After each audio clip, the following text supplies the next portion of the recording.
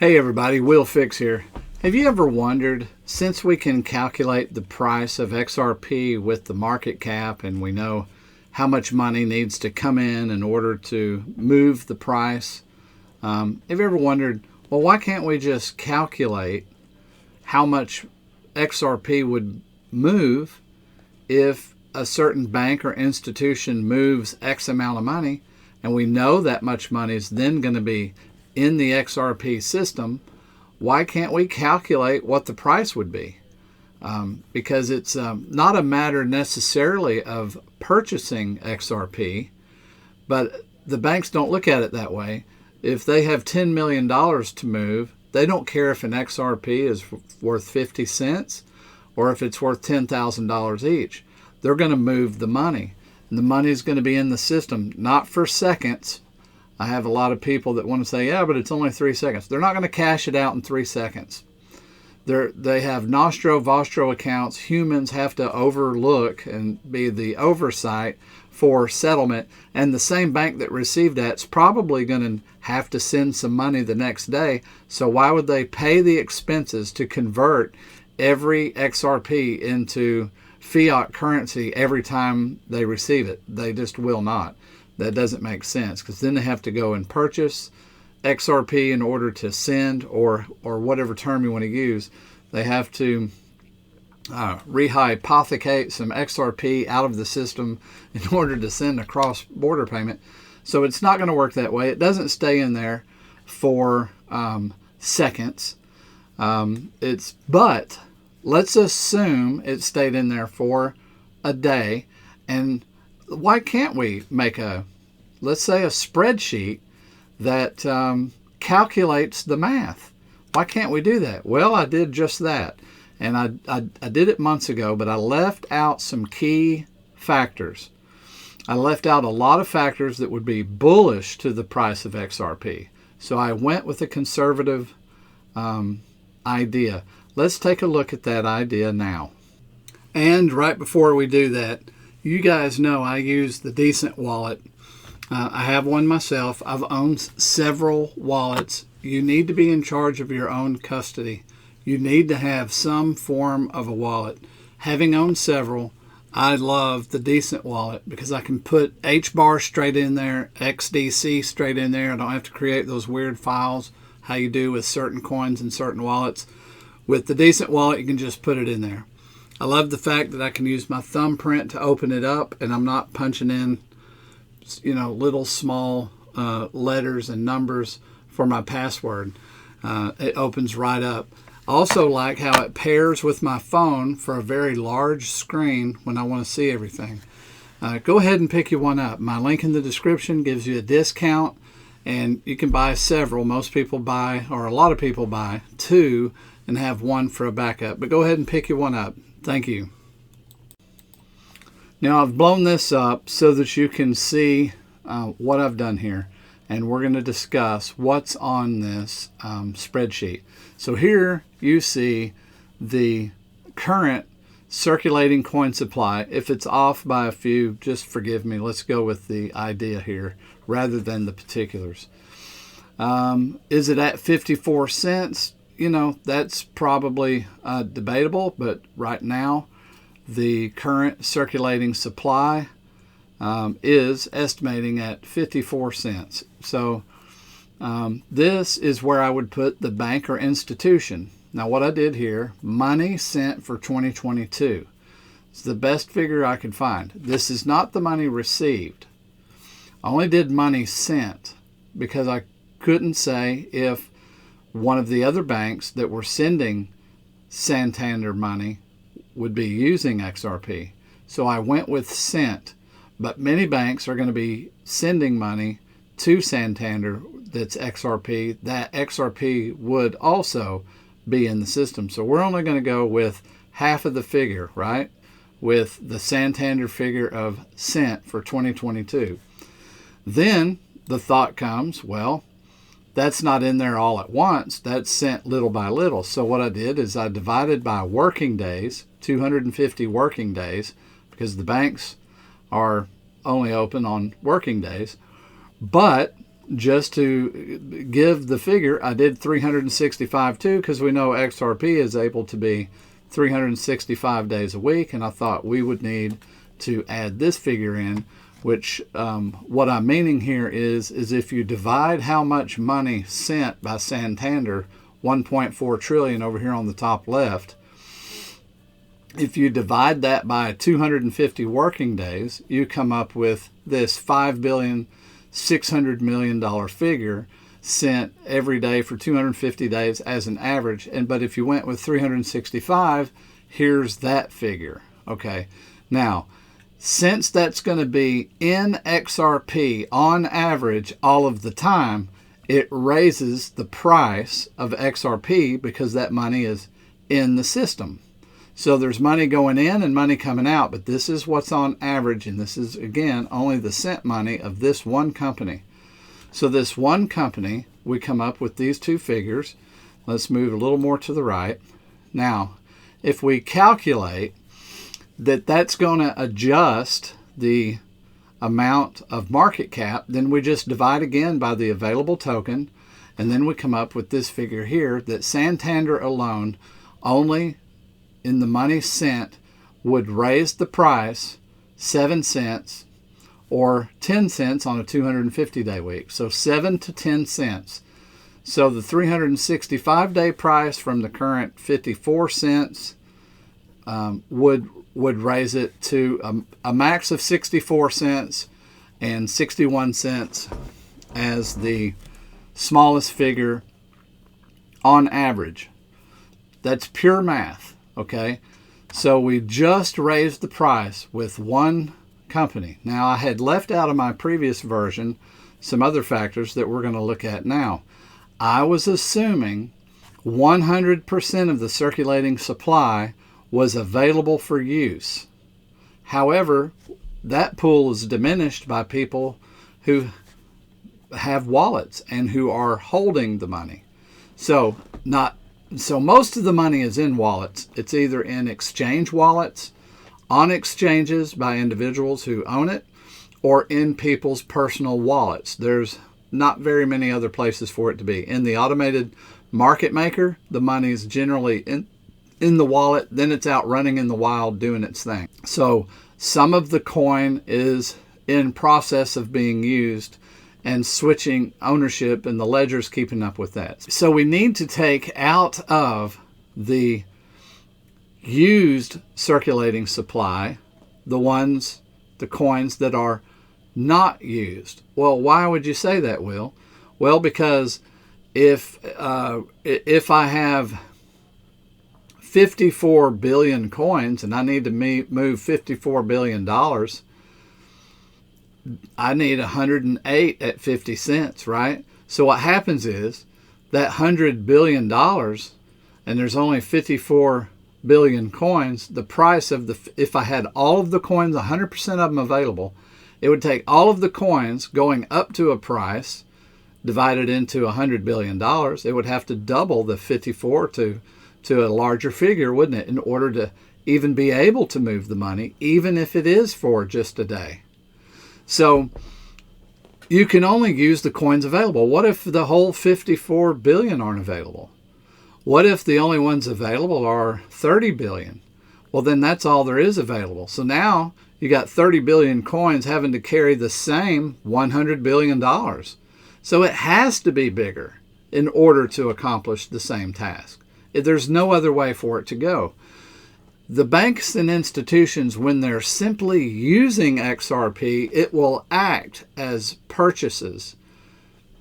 When they sell it, it will act as a sales. But on an average basis, the buying and selling is going to be so huge, there'll be an average amount that is staying in XRP. That's going to be the average moving daily amount that the bank does. So that's what this figures. All right.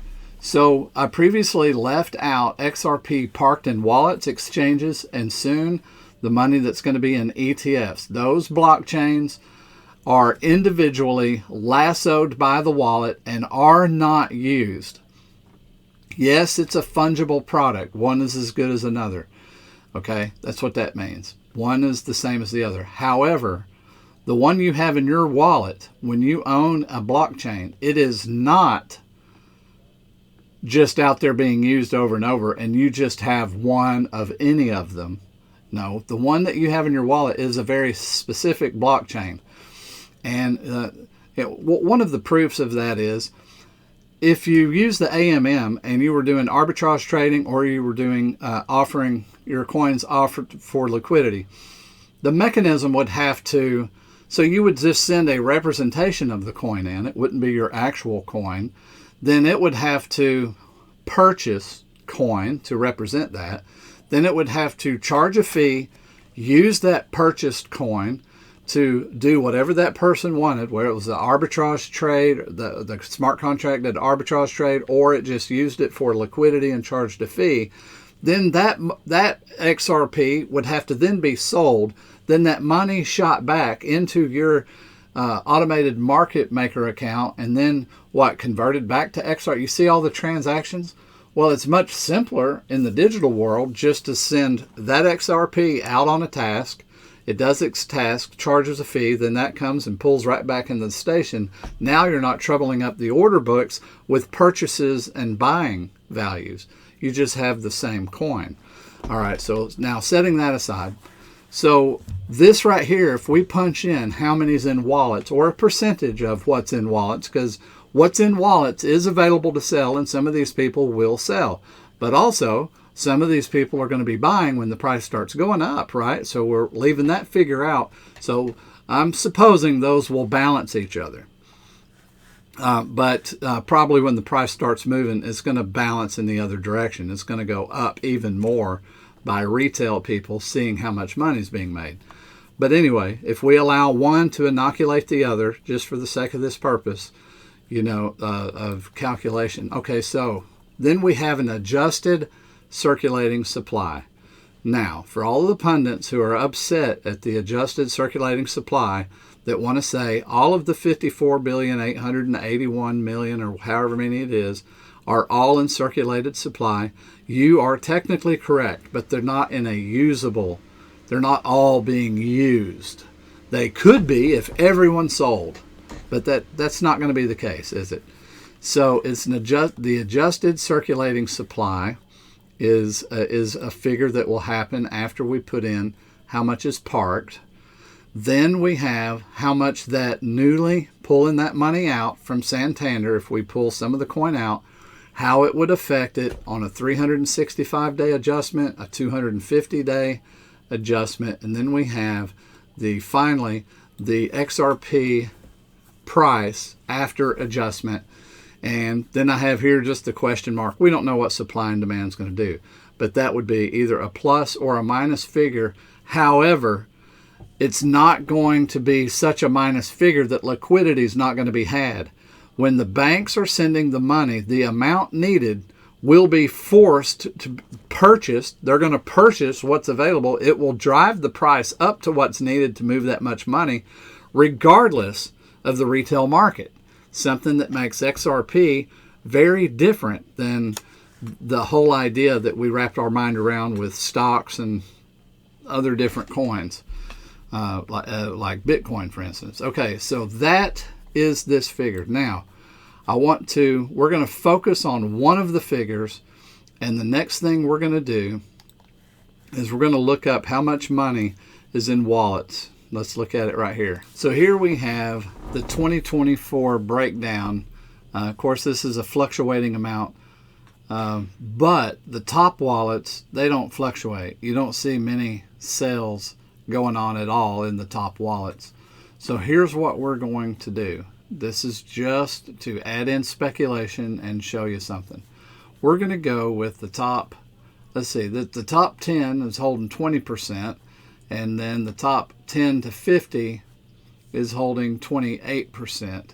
So here we got 20% of the top 10, and then you go to the top 50 wallets own 48% of the coin, and then the remaining address is the other half. So let's cut this down a little bit. So let's say instead of what is this, 11 billion and 15 billion. So that's 26 billion. Let's go with 20 billion. Safe enough? It's just a figure, just for an example. So we're going to go with 20 billion coin. All right, so let's go back here. And we're going to put that in right here, parked in wallets that's not going to be used. We're going to do, okay, so I added in just 20 billion instead of 48 billion. Supposing that, I know there's a dollar sign there, but that's how I can get the decimal point, so we know that represents not dollars, but coin. But it still works in the math, okay? But, so we put out of the mix, we subtracted 20 billion of the coins because they're not all available to purchase, okay? So that diminishes the supply, which means it's going to drive the price up even more, because it takes the coins, only the coins available can be used, and you got to fill those up with the money that's available. Banks don't care how much they pay, so they grab whatever they got to do, shove it in the system and move it. We divide that by how much they move, and we have half of the figure, only the send money, and that system, that money is put in the system, and it's going to affect the price. And so here's what we have. So we're going to just look at this top one and go through the figures real quick. We have 54,888,000,000 coins.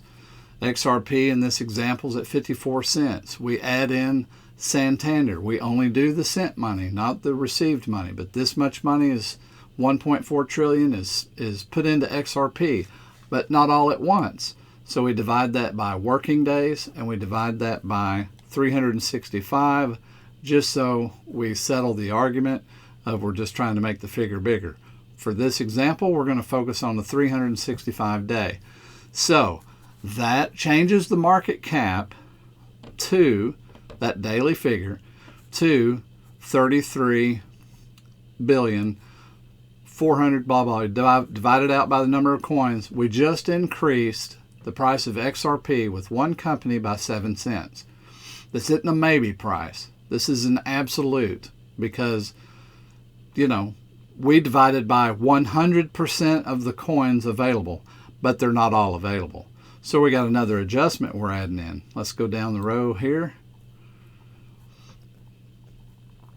Now, we figured we're going to take out 20 billion coins because there's 48 billion in the top 100 wallets. So we're just going to go with a conservative figure. This is not including how much is on exchanges. The ones on exchanges are technically available. So we're not going to count all of those. Now, but all of the money in an ETF is not going to be counted in the available circulating supply. It's in the circulating supply, but again, I'm not going to rehash that. So in this figure, just taking out the 20 billion, we've adjusted the price again up another 11 cents, making XRP 65 cents from 55 because of one bank and only the money that they send for 2022, not even an updated figure. This is all very conservative. Very conservative. What I've put up here is very conservative. You can see here with the few banks, now they got thousands of banks and institutions, not to mention 8 entire countries' GDP, which all of that's going to be moving and circulating and constantly in the XRP system that's going to take up coins, okay? It's going to permanently remove those blockchain from being able to be used anywhere else, okay? It will be in that country's mix of things, okay? So we've left all of those figures out, and just with these few companies here, 16 companies, we already have an XRP priced at $8.55. And I'm not going to rehash it, but that's leaving out all of those other factors that I said and not including anything that would happen from supply and demand in the open market. And we'll use 25% of the figure that went into Bitcoin. Fair enough? All right, let's look at that real quick. Okay, with a quick search, it looks like there's 793,034 BTC exchange traded funds hold around that many Bitcoin. Let's go with 800, because we're going to reduce the figure again anyway. And for the sake of math, let's say that we're going to go with 800,000 BTC. We'll estimate them at, I'm going to do all conservative figures, okay? So we're going to say, on this one, we're going to go up, but we'll go 800,000 BTC. Let's say they're worth 50,000 a piece, and we're going to take 25% of that. So let me go to the calculator. 800,000 times, we know they're worth more than this, so this is going to be yet again another conservative figure. So, and then we're going to take, so what is that, $40 billion? So if we took half, it's 20, so we're going to go with $10 billion, okay? So if we go back here to our spreadsheet, and we're going to say $10 billion, it would be safe to say that would be 20 billion XRP. So you see what I'm doing. I'm just rounding close. So if we add 20 billion, well, we got 20 billion here. So now we're back to 40 billion. And all we do is change that here and hit enter. And let's see what that's done to the price. Oh, wow. Wow, look at that. So for the 365, it drove it up 26 cents. Now that one same company has actually affected the price up to 80 cents, or 92 if you went with 250 day average. Let's just say 80 cents. Now let's take this 40,000 figure. We're going to put it in all of these columns. I'll do that and then come right back. Okay, I put that in across the board. Now let's see some of the prices that we get on the final price after adjustment with just these few companies. We're up to between $13.40 here to $19.31. Somewhere between these two figures, that is just 14 institutions, not thousands, not multiple countries' GDP. Please like and subscribe. I enjoy doing this kind of thing. I like showing, the proof's in the pudding. It's hard to argue with math. I'll see you guys next video.